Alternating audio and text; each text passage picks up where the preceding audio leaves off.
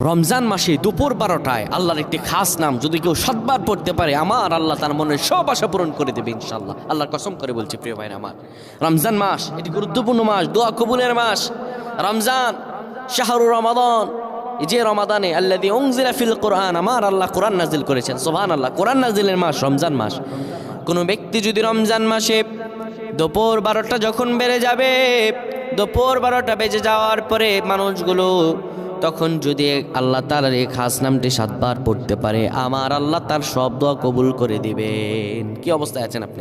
সন্তান কথা শুনছে না, বিদেশে যাচ্ছেন কিন্তু যেতে পারতেছেন না, কোনো আয় উন্নতি নেই, ইনকাম যা করেন তার চাইতে আরও বেশি খরচ হয়ে যায়, বিপদের পর বিপদ, আপনি বিপদ থেকে উঠতেই পারতেছেন না। এই আমলটা করেন, এই আমলটা করেন আজকে, আল্লাহ তাআলা আপনাকে ফলাফল দান করে দেবে ইনশাআল্লাহ। সপ্তাহখানেক আপনি ফলাফল পাবেন ইনশাআল্লাহ। যখন দুপুর 12টা বেজে যাবে, আপনি তখন কোনো মসজিদ কিংবা ঘরের একটি কোনায় বসে যাবেন, জায়নামাজ বিছিয়ে বসবেন। এরপরে আপনি 10 বার দুরূদ শরীফ পড়বেন। এরপরে আপনি 7 বার পড়বেন আর রহমান আর রহমান আর রহমান। এরপরে আবার 10 বার দুরূদ শরীফ পড়বেন, 3 বার ইখলাস পড়ে আল্লাহ তাআলার কাছে দোয়া করবেন।